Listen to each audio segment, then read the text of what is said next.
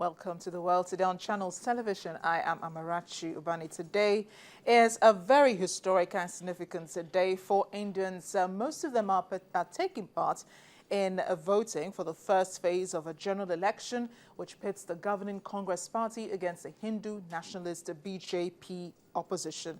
The ninth phase vote got underway in the northeastern states of Assam and Tripura and will conclude on May the 12th. Votes will be counted on the 16th of May.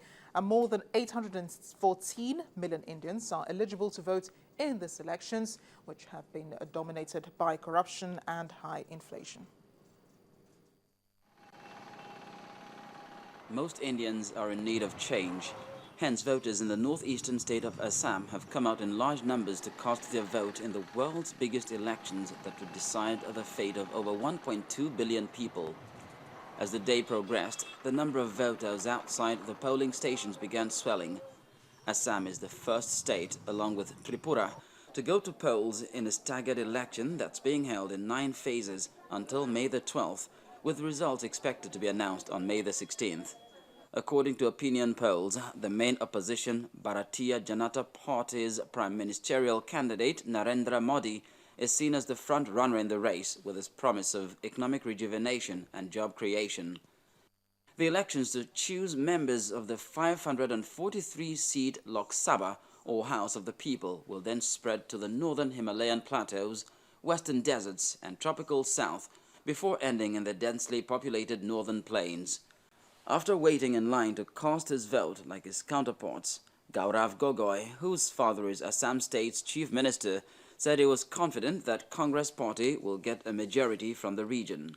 I feel like if we have a comprehensive water policy, we'll be able to address many of our issues, and we'll see therefore a boost in agricultural output, a boost in income for our farmers. We'll see better health and safety conditions in our poorer sections of our villages, and we'll also see that we'll be able to find ways of mitigating the impact from flood and erosion. Security forces have also stepped up safety measures for voters. In the past, the strife-torn northeastern region of the country has seen poll boycotts from insurgents, and there have also been threats against candidates from the outlawed United Liberation Front of Assam, ULFA. Elections in India's sprawling democracy are notoriously difficult to predict, however, and translating vote share into actual seats won is not always reliable. Well, here's what we know, the latest on the missing Malaysian plane. An Australian vessel searching for the missing airplane has detected signals consistent with those from the black box flight recorders. The retired Air Chief Marshal leading the search confirmed that the Ocean Shield ship picked up the signal twice, calling it the most promising lead so far. Ironically, U.S. Navy Captain Mark Matthews has warned that people should not be too optimistic about locating the plane, which disappeared on March the 8th. It was carrying 239 people on board. New developments over the last few hours has been the most promising lead we have had. I urge all Malaysians and the international community to unite in their prayers and not give up hope. We will continue with all our efforts to find MH370. And also in the latest twist concerning the Ukraine crisis, pro-Russian protesters who seized the regional government building in the city of Donetsk have declared a People's Republic. Rebels have called for a referendum on secession from Ukraine by May the 11th. Ukrainian security officials are being sent to the eastern cities of Donetsk, Luhansk and Kharkiv after pro-Russia groups occupied government buildings. While interim President Alexander Turchinov called the unrest an attempt by Russia to dismember Ukraine. It is also a second wave of a Russian operation to destabilize the country, overthrow the government and disrupt planned elections, so Ukrainians believe.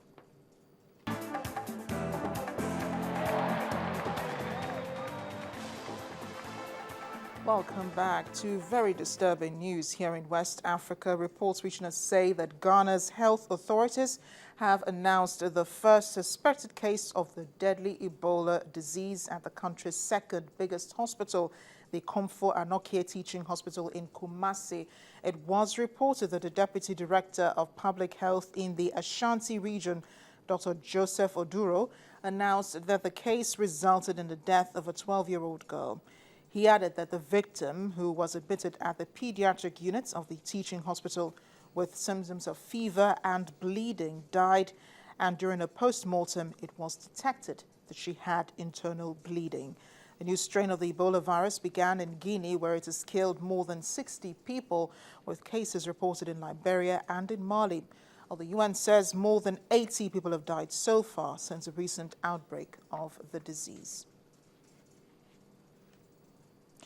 Well, today marks the first in a week of mourning for Rwandans, remembering the 20th anniversary of the genocide. Now, at least 800,000 people, between 800,000 and 1 million people are believed to have been killed, most of them Tutsis and moderate Hutus, by Hutu extremists in 1994.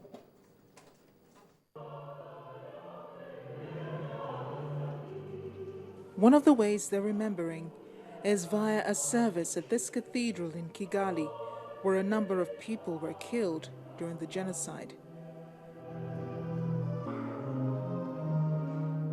At the time, many were encouraged to take shelter in churches, schools, and public buildings.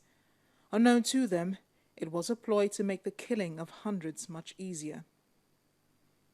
Most of the victims were slashed with machetes and left for dead. Shortly after, Hutu President Juvenal Habyarimana was killed when his plane was shot down over the Rwandan capital. The attack mobilized Hutu government soldiers and allied extremist militia who orchestrated the genocide to exterminate the Tutsi minority. In villages across the densely populated country, neighbor turned on neighbor as victims were hacked to death, burned alive, clubbed, and shot.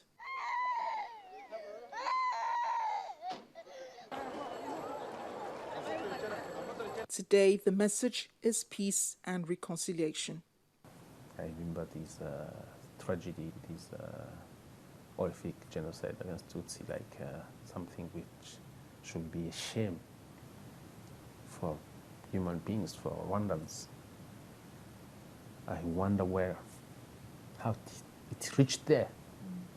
You know, that is something that always in April, everyone then wonder why, what happened to us. At the time, hundreds of Rwandans fled to refugee camps in neighboring countries. Many fled to Tanzania, Zaire, where troops and militia of the former Rwandan government are alleged to have committed atrocities and tried to stop refugees from returning home.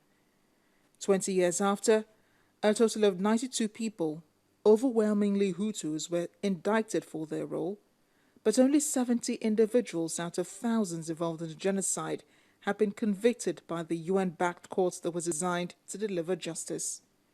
The government said it made more progress with the local courts, trying over 2 million suspects through its controversial Gacaca system of community courts. The informal courts ran for about 10 years, between 2002 and 2012, during which time an estimated 65% of those were convicted. Well, much earlier today, President Paul Kagame lit a torch which will burn for 100 days, marking the period of the time the genocide took place. The torch has been carried across the country for the past 3 months, visiting 30 districts and passing from village to village. Present at the ceremony earlier today was also the UN Secretary General, who made a statement while addressing thousands of people in the capital. He wished that the UN had responded much earlier before the genocide began. Present at the ceremony today was also the Ugandan President, Yoweri Museveni, as well as former South African President Thabo Mbeki and former UK Prime Minister Tony Blair. It simply should never have happened. But if a people's choices are not informed by historical clarity, the danger is ever present. This is why I say to Rwandans, Let's not get diverted. Our approach is as radical and unprecedented as the situation we faced.